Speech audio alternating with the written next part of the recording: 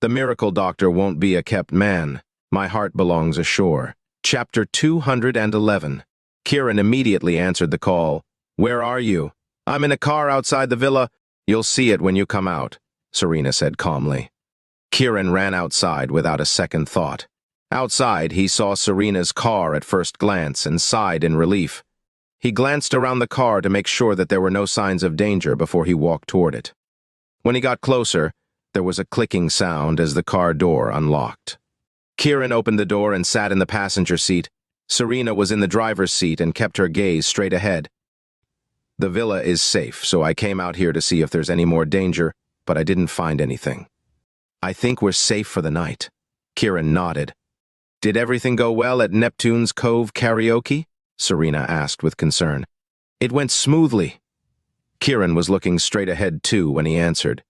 Should I leave then? Serena asked. I had Snow and the others move into the villa.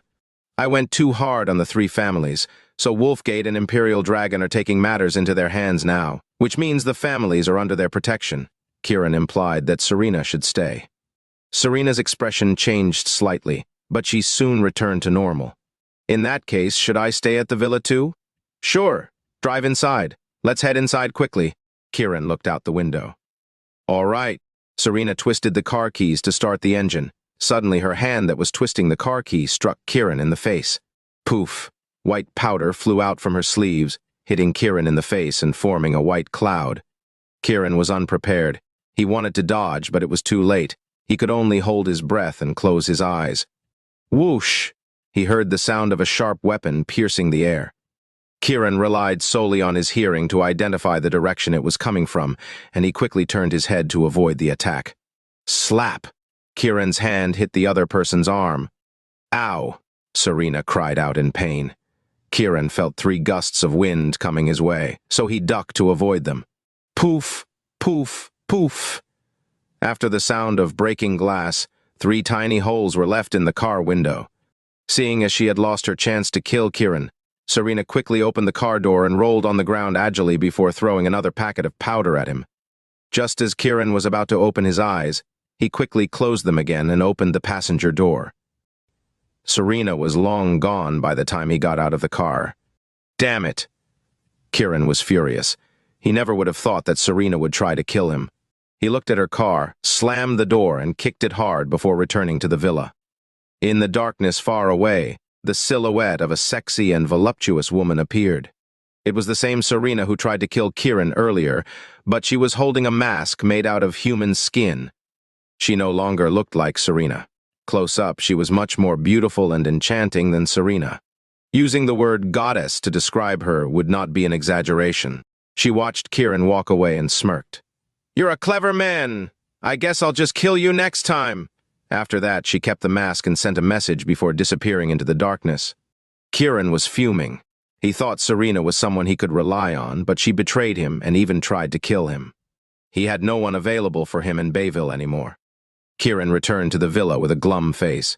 Kiran, you're back? As soon as Kiran entered the villa, Serena ran toward him smilingly. She was about to throw herself into his arms, but he was so mad at her attempted assassination earlier that he pulled her down without a second thought. Serena threw herself into his arms because she thought Kiran was happy to see her. In the next second, Kiran pushed her down to her knees, lifted her buttocks, and slap. Chapter 212. Ah! Serena let out a sexy and sultry moan. Kiran was annoyed at this point. How could she attempt to assassinate him and still have the guts to seduce him? He was about to hit her harder to vent his anger before killing her. Kiran, why are you hitting Serena? Snow shouted and ran over to stop him. Harold and the others looked at Kiran with shock. Kiran stopped his hand in midair. Wait a minute. He realized that he was wrong. He hurried back to the villa after getting out of the car because he worried about their safety. There was no way Serena could not have returned before him. Plus, if Serena wanted to kill him, she would have attacked Harold and the others first, instead of waiting for him to return. Kiran realized that he had made a mistake. The person in the car was a fake Serena, and this was the real one. However, he pulled her up warily to smell her hair to make sure she was not the woman in the car earlier. He was secretly annoyed at how easily he had been deceived earlier. When Kiran saw that Serena was not home, he worried that something happened to her.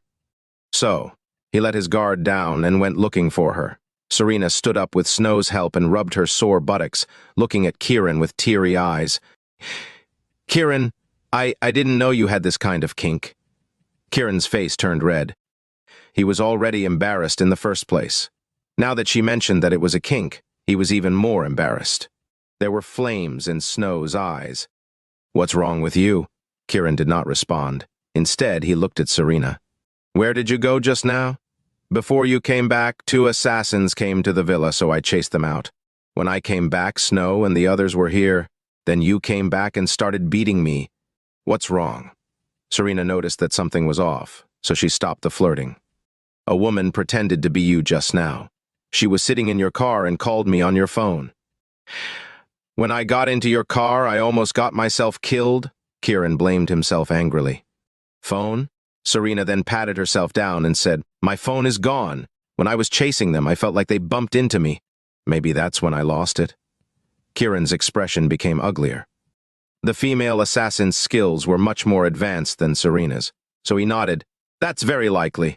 If anyone else were in my place, they wouldn't have come back alive. Was she that strong? Harold and the others asked in surprise. Don't worry. I can kill her easily if she attacks again, but I need to be careful. She could easily change her appearance and poison me. Other than that, it shouldn't be a problem. Kiran reassured the others in case they were worried. What should we do now? Harold asked Kiran. I've told Snow that Xander Corporation will suspend all operations starting tomorrow. We'll use defensive tactics to scare away the opponent, said Kiran seriously. Harold pondered for a moment and nodded. That's a good idea, but we can't just sit around and await our fate. Their target is right under their nose. Kiran smirked. Well, it's still hard to say who's the fish and who's the bait. Harold recalled how Kiran easily trampled over the 3 families with his strategy, so he nodded silently. Get some rest. Kiran did not want them to worry too much. Sleep well. We'll be safe with Kiran here, Harold said calmly. Margaret nodded and took Rain back to their room. Snow and Serena returned to their room too.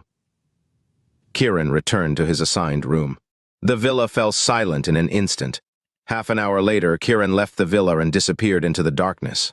At that exact moment, Regulus made a call. Chapter 213. Vixen, I heard that your people accepted Henry's mission to assassinate Kiran, Regulus asked in a gravel voice. The woman on the other end of the phone said charmingly, What does this have to do with you? That's our business, okay? Regulus's face turned sullen, but he controlled his temper. Kiran knows about Imperial Dragon now. So what? He wants to kill the people in Wolfgate. Kiran so easily killed the trash you sent over to the 3 families, it's humiliating, the woman said breezily with a smile. Watch your mouth. Unlike the women in Foxgate, we don't defeat our enemies by spreading our legs, Regulus retorted. Regulus, do you have a death wish? Vixen's voice became cold. Can you kill Kiran or not? Regulus asked directly. No. I want to see how Wolfgate is going to kill him on Dragon's Mount in 3 days. Vixen hung up the phone with a loud thud. Regulus threw his phone away out of anger. That bunch of whores. What are they so cocky about? Vixen looked at the phone's dimmed screen and smirked. Do you really want to take advantage of me? Aren't you overestimating yourself? Vixen was the woman who pretended to be Serena. However, she liked it when people called her Vixen. The alluring fox. Kiran should just kill off Regulus as idiots. Even better, kill all of them. Then, let's see what these jerks are so smug about, Vixen muttered angrily. She rolled up her sleeves. On her fair arm was a clear imprint of Kiran's 5 fingers. Just wait until I get my hands on you, Kiran. I'll make you experience the cruelest form of punishment in the world. Nobody dares to hit me, let alone touch me. Vixen gritted her teeth out of hatred for Kiran. Just then, Kiran arrived at Henry's home. Although it was midnight, the Quinn residence was still brightly lit. Even then, the place felt depressing. Even the bodyguards at the door looked lifeless because people kept running about, dealing with the injured and the dead at hospitals and mortuaries. The 3 families suffered serious losses in this dogfight. When Kiran arrived, the Quinn family's bodyguards looked at him in fear as if they had just seen a demon. Kiran just glanced at them without a word before walking into the house. The bodyguards stared at Kiran while holding their breath, not daring to speak. They simply did not bother informing anyone about his arrival. In the house, Henry sat slumped on the sofa with bandages all over his face and body. He was wrapped up like a dumpling. Meanwhile, Yvonne stood by and took good care of him. Henry's eyes had lost their splendor. He looked dull and hopeless. Creak. Kiran pushed the door open. "Didn't I say that no one is allowed inside?" Henry growled without even looking at the door. "Kiran?" Yvonne exclaimed when she saw Kiran and instinctively stood before her grandfather to protect him. When Henry heard his name, he jumped up from the sofa like he had an electric shock. He looked at Kiran warily and said, "Why are you here?" "I have questions." Kiran was calm. What questions?" Henry got even more nervous. "Who did you look for to assassinate me?" Kiran asked. Henry's mind was buzzing. Today he asked Onyx to kidnap Rain and her mother, but they were invited there instead. Then he hired someone to assassinate Kiran, but he did not see them make any moves. Where did they go? "Kiran, my grandfather just said that in a fit of rage. Don't take his words seriously," said Yvonne after seeing him standing there in one piece. "Is that it?" Kiran smiled at Henry. Henry's bodyguard was dead now, so no one could testify against him. Thus, Henry nodded and said, "That's right, I didn't mean it. I didn't hire anyone to kill you." Ha! Kiran scoffed and walked up to Yvonne. Yvonne wanted to speak, but Kiran pushed her away. Yvonne's weak body staggered. If Kiran put more strength into it, he could have thrown her out of the house. She frowned and yelled, "Kiran, you slap!" Kiran slapped Henry in the face. "Ow!" Henry screamed, interrupting Yvonne. "You hit my grandfather?" Yvonne trembled with anger. Kiran said nothing while wiping blood off his hands on Yvonne's white down jacket. Yvonne was stunned. Her anger erupted like a volcano. How many times was Kiran going to do this? Kiran ignored her and looked at Henry. "They attacked, but I was lucky enough to survive." Henry's face changed. He was filled with disappointment, but that soon turned into panic. "Kiran, don't kill my grandpa. I'll earn another billion for you, so please, let my grandpa go." Yvonne grabbed Kiran's arm and begged because she knew getting angry at him was useless. "Get your hands off of me, you sick patient." Kiran sounded cold, and he was still staring at Henry. Yvonne slowly let go of her hand with a pained expression. Her heart ached. To Kiran, she was like the filthiest woman on the planet, and it felt like torture to Yvonne. Henry ignored the pain and said quickly, "The bodyguard who hired them died at Neptune's Cove karaoke. I don't know who he hired or where they are." "Then I don't need to know. The Quinn family can just pay with their lives." Kiran sounded bloodthirsty, making Henry freeze on the spot. "Kiran, please let my grandfather go. I beg you." Yvonne was about to kneel. "You don't deserve my pity," Kiran said mercilessly. Yvonne froze. There was despair in Henry's eyes as he looked at Yvonne. "Go outside." "I have some things to say to Kiran." "Grandpa, Yvonne was worried, and her beautiful eyes were filled with tears. Henry shooed her away. Yvonne looked at Kiran and begged with her haggard face, but in the end she turned to leave. Only Kiran and Henry were left in the room now. Kiran stood proudly with his hands behind his back. Henry saw Kiran looking down at his miserable self and laughed wryly. "We may be able to escape God's disasters, but we can never escape the punishment of our sins." Kiran's face was expressionless, not showing even a hint of sympathy. Henry seemed to have accepted his fate and continued, "Kiran, do you think the three families feel sorry for what we've done to the York family?" Kiran frowned. "Are you not?" Henry shook his head. Chapter 214. Henry said, "Back then, the York family was so powerful that no one in Bayville could even come close to them.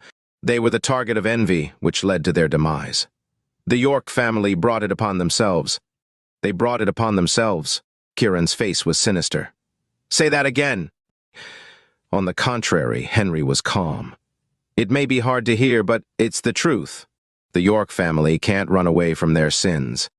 Kiran was engulfed by the intense urge to kill, and he wanted to kill Henry on the spot for misspeaking. However, Henry continued, "If the York family had not insisted on developing Dragon's Mount, would they be wiped out?" "What's there in Dragon Mount?" Kiran squinted. "I don't know. I've never even seen the legendary secret records of Dragon's Mount, nor did I look for them. To me, It's like a mark of death, so I did not want anything to do with it, Henry said firmly. What do you mean by the York family's sins? Kiran returned to the main subject. Henry gave it some thought before saying, first of all, the York family was rich. They were the only rich family in Bayville, which made them an easy target. That's not a valid reason. I refuse to accept it, Kiran retorted. Henry did not respond to Kiran but added, secondly, the York family should not have touched Dragon's Mount. Why? There's a taboo about Dragon's Mount. It's said that someone is guarding it. Otherwise, why has Imperial Dragon not claimed it 20 years after the York family perished? Kiran fell silent. Henry was right. Even if the Xanders were protecting it, they would not be strong enough to stop Imperial Dragon. It was possible that Imperial Dragon was so scared of the same force that stopped the York family from developing Dragon's Mount. Anything else? Kiran asked coldly. Thirdly, your family's values were morally wrong, which caused them to break down internally. What did you say? A vein bulged on Kiran's forehead. I'm not insulting the York family. It's the truth, Henry insisted. Explain. Kiran was furious. Your father, Titus York, was known as the most devoted man in Bayville. He was deeply in love with your mother. However, he got together with Zara Yanez at the height of his glory and got her pregnant. That ignited Imperial Dragon's hatred for the York family. Why? Kiran sounded hoarse as if he was on the verge of exploding. He knew his lineage but had no clue what his family was like. In his mind, he had always thought of his father as a righteous person. He never imagined that his father would have an affair with another woman, causing the family to break apart. He could not accept it. I've only heard rumors about this. I'm telling you so you can verify it yourself, Henry said to Kiran. Kiran kept quiet. Zara is the boss of Foxgate. Many pursued her at Imperial Dragon because of her beauty, but your father got her in the end. Since he became their enemy and Imperial Dragon wanted Dragon's Mount, they were determined to destroy the York family. Kiran's head was buzzing, but he calmed himself down. What else do you know about Imperial Dragon? Henry shook his head. That's all I know. I only found out about it while entertaining the people from Wolfgate. They were blurting things out after they got drunk, which is how I found out. Kiran clenched his fists so tight it cracked several times. Then he relaxed his hand and looked at Henry. I'll let you live until the day the York family is perished. When that time comes, you will personally carry and bury the York family's coffin before surrendering yourself to the authorities. The number of survivors in the Quinn family will depend on your performance. Henry breathed a sigh of relief. He made the right bet by trading information in exchange for his life. His swollen face showed a hint of hope as he nodded. Yes, sir, I promise. Who else knows about Zara? Kiran asked coldly. It's the first time I've told anyone. I'm not sure whether the others know, Henry replied. Chapter 215. I don't want anyone else to know. Kiran paused before saying, I'll find out the truth from the people at Imperial Dragon. Deep down, he refused to believe his father would do such a thing. If he was a loyal person, his father should be too. You can rest assured, Henry promised to keep his mouth shut. Kiran raised his eyebrows. What else do you know? Marshall's father has been studying the secret records of Dragon's Mount, and Dragon's Mount all his life. Maybe he knows something. How else was Blooming Group able to become a billion-dollar company? Henry recalled all of a sudden. Kiran pondered for a moment and realized that he was right. Anything else? Henry shook his head. Kiran turned to leave the villa. When he got to the door, Yvonne went up to him anxiously to peer inside, worried that her grandfather would be killed. He's alive, Kiran said without emotion. Yvonne heaved a sigh of relief and relaxed. Acquire Blooming Group tomorrow. Then, Kiran walked away. Yvonne froze for a moment before running into the house. Henry stood there, looking dejected. Grandpa. Henry took a deep breath and looked at Yvonne. I'm fine. You should go to bed. Yvonne wanted to ask him questions, but he did not seem in the mood, so she nodded and went into her room. When Kiran walked out, he felt like his chest was on fire. Henry had told him 3 reasons why the York family was destroyed. The first reason was unacceptable to him, the second one had yet to be confirmed, and the third one completely changed his perception. His father was not that kind of man. Kiran's eyes were bloodshot as he stood firm on his beliefs. Then, he slowly walked back to the villa. When he got there, he figured he had to verify the second and third reasons slowly over time. His priority right now was to develop the York family's finances. Serena once mentioned that the York family's destruction was ultimately due to finances. Earlier, Henry also mentioned something about the York family being rich. Kiran would have to get rich once again to find out who was against the York family's fortune. After figuring it all out, Kiran had a clear plan for his development in Bayville. It was pitch dark when he entered the villa as everyone was fast asleep. Kiran went to his room on the second floor and realized that he stank as he was sweaty from all the anger, so he decided to take a shower. He opened the door to the bathroom and went in. Snow, who was fiddling with her phone in the bathroom, was petrified. Kiran immediately lifted his hand to cover her mouth. Other people were living in the villa. Kiran leaned against her ear and said, "Don't scream!" Snow was screaming inwardly, "I'm doomed! The time has come. What do I do? My innocence. Here. Now. This is so embarrassing. I came in by mistake," Kiran explained. Snow let out a long sigh and stopped herself from screaming. Her eyes were red, and she felt like her privacy had been invaded. She went to the bathroom in the middle of the night, thinking everyone was fast asleep. She would be done in no time, so she did not expect anyone to come in. Little did she know that Kiran would come in to take a shower. Kiran was not in the mood, so he went out without teasing her. Snow hurriedly pulled herself together and ran out. She saw Kiran standing by the door, waiting for her to come out. Snow's face was red, but she dared not shout at him. Instead, she hit him with her fists twice, wanting to crush him to death. "Go back if you're done," Kiran said calmly as if nothing happened. Jerk! How could he treat her like she was nothing? Kiran was already taking off his clothes to take a shower. Snow did not want to taint her vision, so she ran back to her room in fear. Meanwhile, Kiran went in to take a shower. Chapter 216. When Kiran came out of the shower, all was still quiet in the villa. A moment's hesitation later, he eventually headed to Snow's room. Snow had yet to fall asleep since her return. After all, she had been caught naked again. The truth was, she was already used to falling asleep in Kiran's arms. However, there were too many people in this villa, and it would be embarrassing if someone spotted her going to Kiran's room. When he entered out of the blue, she instinctively clutched the blankets and wrapped them around her body. What do you want?" Kiran made his way over to the bed and sat down on the edge calmly. "I just wanted to chat with you for a bit." Snow relaxed at his words. "Chat with me about what?" She blushed, and a thought flashed through her mind. "Please don't talk about life, or we'll end up talking about how to create life." "Have you ever been in a relationship?" Kiran asked. Snow flushed harder, her heart beating wildly as she thought to herself, "What is this jerk asking? I've always been an ice queen with a pure heart. How could I have been in a relationship when no man has ever caught my eye?" However, if she told him the truth, it would be admitting that she had married him without ever experiencing romance, which would inflate his ego. It would be mortifying if he used this to tease her in the future. Having reached that conclusion, Snow replied haughtily, "Of course I have. My first boyfriend was taller and hotter than you. Unlike you, he wasn't all brawn and no brain." Kiran could hardly be bothered about the veracity of Snow's relationship. He was only interested in the weight of a man in a woman's heart so he could verify what Henry had said about his father. In fact, he was delighted to hear that Snow had purportedly been with someone else. "Do you still think of that man?" What did he mean by that? Was this pig eager to be cheated on? What kind of kink was this? However, she could not say no, or her lie would be exposed. To infuriate Kiran, she nodded. "Of course, I think of him all the time. In fact, I hope I can get back together with him in the future." Kiran's mind was too occupied to notice Snow's attempt at provoking his anger.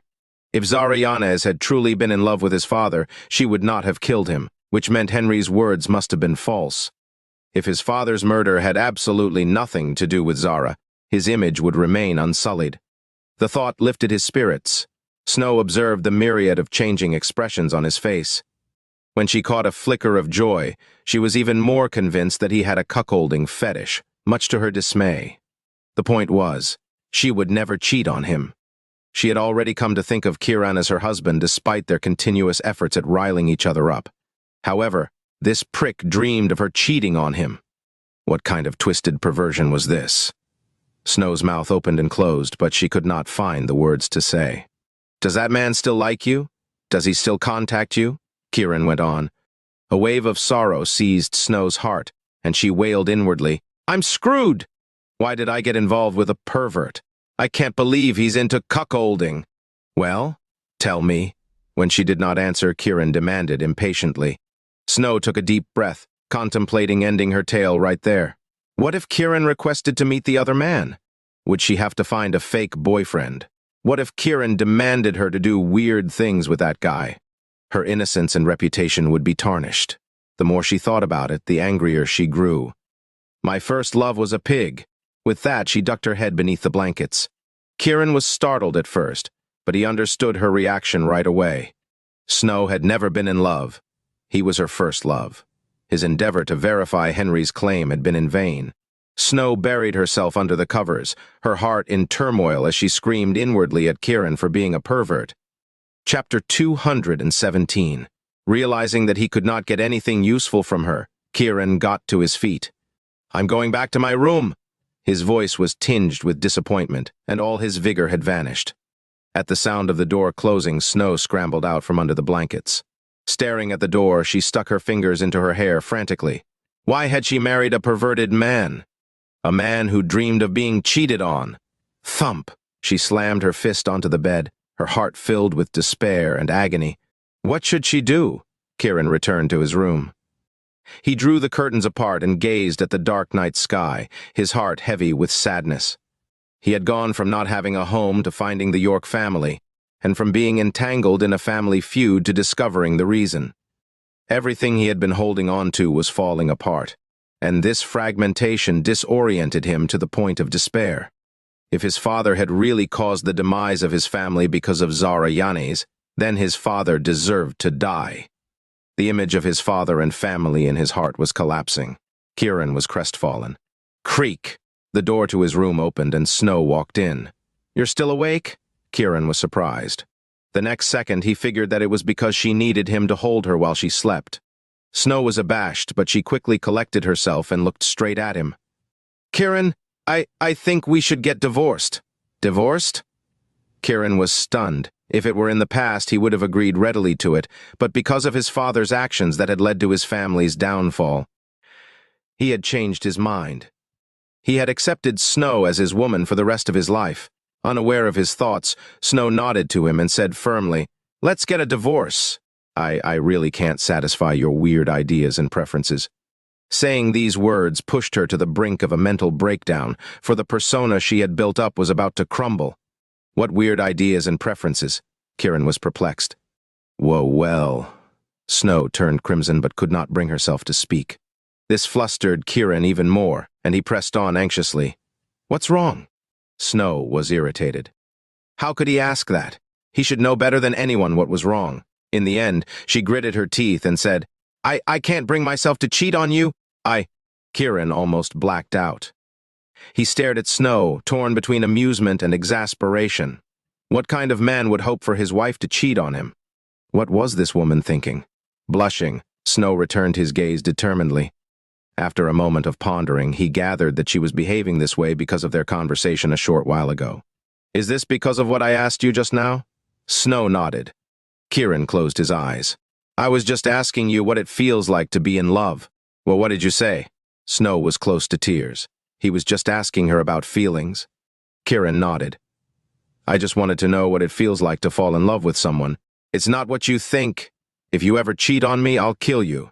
He feigned a move to strangle her neck. Snow shrank back in fright and turned even redder. She desperately wished to curl up and die right then and there.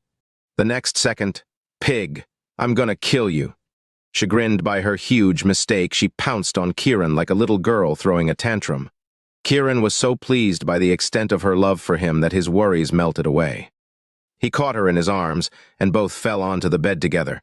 Snow struggled against him but gradually relaxed when Kiran started massaging her. Her eyelids drooped, and eventually, she drifted into a deep sleep. Kiran gazed at her long lashes, his heart tender. "You are, and will forever be, my one and only," Snow dreamed of her parents. As she ran up to them to embrace them in her dream, her arms found their way around Kiran, as if responding to him that he was also her one and only. Their hearts had grown closer. Chapter 218. The next day, Snow woke up to find herself wrapped in Kiran's arms, much to her distress. What should she do? They were in her grandfather's villa. She tried to wriggle away quietly, but Kiran suddenly tightened his hold around her. Kiran opened his eyes and asked softly, "Did you sleep well?" "Not at all. Besides, why are you sleeping in my room?" Snow huffed dramatically. "Isn't this my room?" he chuckled. "This is my room," Snow shot back with deliberate obstinacy. "This villa belongs to my family. Except for Grandpa's room, all the other rooms belong to me." Her childlike behavior endeared Kiran greatly. "I guess I belong to you then." He released his grip and used her hand as leverage to haul himself out of bed. Over the night, he had let go of his doubts toward his father. Furthermore, he still refused to believe that his father was such an awful person. Snow let out a long exhale. "You go out first. I'll go out when the coast is clear." Kiran's lips quirked mischievously and he nodded. Snow finally heaved a sigh of relief. Kiran walked to the door and opened it. Just then, he looked over his shoulder at Snow as if something had just occurred to him. "Honey, do you think you can get out of bed today? If not, I can help you settle the company's suspension of operations." Snow froze halfway through sitting up. By shouting like that, he was basically telling everyone that they had slept together and done the deed. They had slept together, but they had not done anything else at all. Crap! Her persona was ruined. She grabbed a pillow and hurled it at him. "Go to hell." He caught the pillow effortlessly and said with a grin, "Be careful not to pull a muscle." She slammed a fist onto the bed. Never had she wanted to end herself so badly. Kiran strolled downstairs merrily. Downstairs, Harold and the others were already having breakfast as they had woken up earlier. Rain blushed after hearing Kiran and Snow's conversation, and a lump formed in her throat. Serena, on the other hand, flashed Kiran a radiant smile. Kiran had teased Snow on purpose to let everyone know that she was his wife, and to gradually prod Rain and Serena into giving up on him. The former was only like a younger sister to him due to his deep gratitude toward her. As for the latter, she was a madwoman whose affection was best cut off early. Harold, believing that Kiran and Snow had truly done the deed, was naturally the happiest. "Kiran, wash your hands and come eat." Kiran nodded. "Okay, Grandpa." He turned to a slightly uneasy Margaret. "Good morning, Mom." She hastily forced a smile. "Morning." "Good morning, Rain." Rain nodded, her cheeks flushed. "Why didn't you say good morning to me?" Serena beamed at him. "You already look like you're going to have a great day." Kiran retorted. "You..." Serena made a gesture of dissatisfaction. Kiran sat down and looked at Harold. "Grandpa, how much wealth did the York family have in Bayville back then?" Everyone's eyes slid to him at his serious question. Harold pondered for a moment, then said, "I don't know the details. But it probably accounted for more than 80% of Bayville's total economic output." "More than 80%, Kiran repeated, then went on. "What's Bayville's current economic aggregate?" "As a provincial capital, Bayville is already worth over $1 trillion, Harold informed him. Kiran inclined his head and thought to himself, "There's a huge gap between the money I have now and the York family's former wealth." "Kiran, there's no need to make so much money. You only need 3 meals a day to live. Just take care of your family. Too much money invites more dangers," Margaret reminded him worriedly. Kiran smiled at her. "Don't worry, Mom, I'm not making money for my own sake." Margaret dipped her head and said no more. Kiran shifted his gaze to Rain. "Rain, I need you to create a group chat with all the company's employees in it. I have something to tell them." Rain immediately nodded. "What about me?" Serena quickly asked. "Go find yourself a man to sleep with," Kiran wanted to tell her. However, it would be inappropriate to say that in front of Harold and Margaret, so he replied reluctantly, "Just wait for my instructions." Chapter 219. "Okay, even if you need me in bed, I wouldn't mind." Serena seemed completely unbothered by Harold and Margaret's presence. Speechless, Kiran could only glare daggers at her to express his annoyance. Hee. Giggling, Serena got to her feet and skipped upstairs to look for Snow. After taking a few more bites, Margaret and Rain took their leave briskly. Only Kiran and Harold were left. The latter turned to the former. "You want to make money and restore the York family's former wealth?" Kiran inclined his head. After a moment's consideration, Harold said, "Wealth can be both good and bad. You must be careful. Also, the York family's demise was not caused by wealth alone." Was it because of Dragon's Mount? Kiran seized the opportunity to ask. Partly. I'm afraid I don't know more, but the York family's downfall wasn't an accident, it was inevitable. Harold's tone was full of helplessness. Since it was inevitable, then I'll let this inevitable happen again, Kiran said with unnerving calm. Harold regarded him silently for a few seconds before looking away. You have great ambition, Kiran, but you have to act within your capabilities. You may be strong now, but the current York family is far weaker than it was back then. Don't worry, Grandpa. Harold nodded. I'm full. I'm heading out to exercise. Kiran got up and walked him out. Then he sat back down and started eating. He pondered more than he ate. He could tell that Harold was harboring many concerns but refused to divulge more to him. While he had no idea what those concerns were, he was certain that Harold was keeping some secrets. He had chosen not to press the old man for more information. The 3 reasons Henry had given him were already shocking enough. At present, what he needed to deal with immediately was the duel with Wolfgate Organization on Dragon's Mount in 3 days. By the time he finished his meal, Rain had created a group chat and added him to it. There were hundreds of members in the group. Straight away, he sent a sum of $666 to each of them. Holy crap! You're so generous, Mr. Kiran! Did something good happen, Mr. Kiran?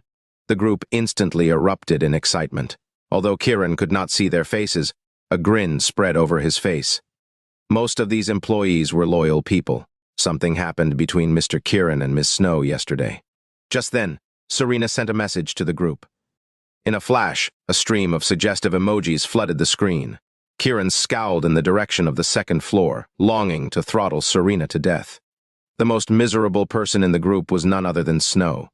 She wanted to leave the group badly, but she was also curious about Kiran's announcement, so she had no choice but to wait for him to speak.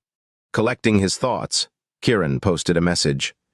To celebrate my honeymoon with Miss Snow, we'll let all of you go on holiday. The date for you to return to work will be confirmed later. Your salaries and bonuses will remain unchanged. The group went silent upon receiving his text. Then, thank you, Mr. Kiran. Thank you, Miss Snow. Wishing you two a lifetime of love and happiness. May you have a bunch of kids soon. Unable to rein in her fury anymore, Snow stormed out of the room upstairs and threw her phone at Kiran. Go to hell. He caught the phone and typed out another text. Miss Snow told me to go to hell. I'm dead. With that, he exited the group. However, the group was still in a hubbub of elation. Getting paid time off without affecting their bonuses. It was marvelous. Snow was a heartbeat away from swooping on Kiran and sinking her teeth into him. In contrast, he was perfectly calm, and he winked at her. All right, that's settled. Don't worry about the rest. He glanced upstairs. Serena, stay at home with Snow and Rain, and protect Harold and Margaret. Where are you going, Mr. Kiran? Serena wanted to know. I'm off to have some fun, he answered, laughing.